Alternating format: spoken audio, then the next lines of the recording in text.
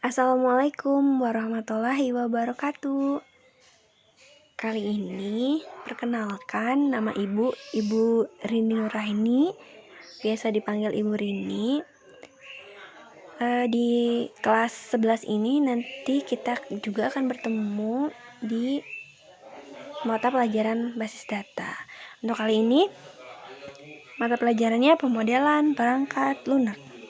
Nah, di pemodelan perangkat lunak ini ada 6 bab untuk di semester 1 yang akan kita bahas. Bab yang pertama yaitu mempresentasikan konsep pemodelan berorientasi objek. Nanti di bab 1 ini kita akan mengenal konsep pemodelan berorientasi objek itu apa. Kemudian karakteristik dari metodologi pemodelan itu apa. Kemudian nanti kita juga akan melakukan perbandingan ya antara pemodelan berorientasi objek dengan program terstruktur. Jadi dulu sebelum pemrograman berorientasi objek ini ada program terstruktur. Nanti kita akan tahu terstruktur itu kayak gimana sih. Terus ada juga nanti paradigma pemodelan berorientasi objek ya. Di bab 2 kita akan mempresentasikan kebutuhan pemodelan berorientasi objek itu apa aja sih. Nah ya, kita akan kenal akan bahasa Java. Ya, kita akan belajar bahasa Java. Kemudian mempelajari penulisan kelas itu seperti apa. Mempelajari juga penulisan objek itu gimana, serta penulisan dari metode. Yang bab 3 yaitu kita akan membuat alur kerja sistem berorientasi objek, dan kita akan mengenal yang namanya Unified Modeling Language atau biasa dikenali dengan UML. Nanti kita juga akan mengenal use case diagram itu kayak gimana. Terus kita juga akan analisis activity diagram. Kemudian selanjutnya ada sequence diagram. Jadi ada UML, ada use case, activity, dan sequence. Di bab 4 membuat model sistem berorientasi objek. Nah, di bab 4 tadi membuat model ya sistem berorientasi objek itu gimana. Kemudian nanti kita akan mengenal aplikasi NetBeans, mengoperasikan NetBeans, kemudian teknik pemodelan sistem berorientasi objek, dan mengenali sistem berorientasi objek dengan NetBeans. Selanjutnya menerapkan relasi antar kelas sistem berorientasi objek. Nanti di sana kita juga implementasi asosiasi dalam program, kemudian ada agregasi dalam program. Yang keenam yaitu babnya interaksi antar objek dalam sistem berorientasi objek. Nah, konsep interaksi dalam sistem berorientasi objek nanti ada inheritance. Apa sih inheritance sama generalisasi? Nanti kita lebih bahas lebih lanjut ya. Kalau sekarang sih ini dulu nih, ada 6 bab di semester 1. Oke, selanjutnya bab 1 ini adalah konsep berorientasi objek. Dari tadi kan objek aja terus ya. Nah, coba perhatikan gambar ini. Kira-kira tahu kan ya gambar apa ini? Ya, ini adalah gambar mobil. Coba ya perhatikan dari gambar ini. Pernah mungkin ya naik mobil? Belum. Ya mobil apa aja sih, bisa angkot atau mobil apapun lah ya. Nah, di sana coba perhatikan objeknya berarti mobil ya.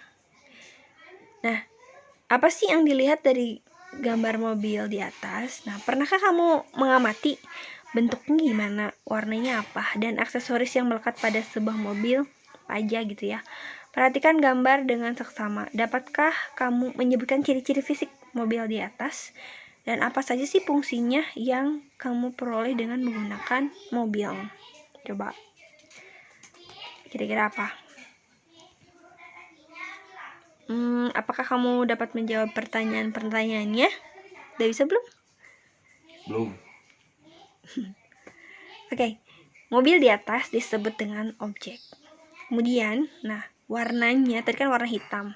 Warnanya, model, ban, dan sebagainya dapat disebut dengan ciri-ciri fisik.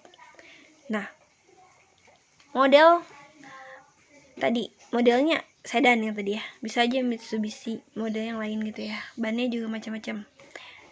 Nah, itu disebutnya ciri-ciri fisik. Nah, kalau mobil tersebut dapat berjalan dan membawamu pergi ke suatu tempat. Hal ini merupakan fungsi objek. Jadi tadi ada nama objeknya, mobil misalnya. Ciri-cirinya warnanya hitam. Bannya 4 ya itu ya. Maksudnya bannya cakramnya berapa. Jadi bannya beda-beda. Modelnya juga beda-beda. Ada yang mungkin isi 4 orang, 2 orang, 6 orang, 8 orang atau banyak. Jadi tadi poinnya ada apa aja? Nama objeknya. Tadi nama objeknya apa? Ya, mobil ya, nama objeknya. Kemudian ciri-cirinya gimana tadi? Oke, mobil itu punya plat nomor misalnya. Oke, ada terus tadi apa lagi? Bannya warnanya hitam, boleh. Terus fungsinya tadi untuk membawa kita pergi dari tempat A ke tempat B gitu ya, bisa berjalan gitu makanya. Ilustrasi di atas sama halnya seperti pemodelan berbasis objek. Nah, pemodelan berorientasi objek sangat erat kaitannya dengan objek. Pemodelan berorientasi objek merupakan suatu metode analisis yang memerlukan requirement atau di sini syarat dan ketentuan yang dapat mengarahkan arsitektur software yang didasarkan pada manipulasi objek-objek suatu sistem. Nah, mengenal konsep pemodelan berorientasi objek. Untuk mempelajari konsep pemodelan berorientasi objek, kamu perlu memahami pengertian pemodelan berorientasi objek. Jadi yaitu ya, ada objek, ada kelas, ada metode, dan fungsi pemodelan berorientasi objek. Nah, pengertian pemodelan berorientasi objek di sini, sistem berorientasi objek merupakan sebuah sistem yang dibangun dengan membungkus komponen-komponen menjadi satu kelompok data dan fungsi. Setiap komponen dalam sistem tersebut dapat mewarisi atribut, sifat, dan komponen lainnya, serta dapat berinteraksi satu sama lain. Nah, coba perhatikan gambar di bawah ini. Tahu ya, ini gambar apa? Gambar sepeda. Di sini siapa yang suka sepedahan? Oke. Lebih sehat ya sepeda-sepedahan. Nah, coba perhatikan. Nah, kamu pasti pernah lihat dong ya sepeda atau bahkan punya malah ya. Perhatikan sepeda kamu.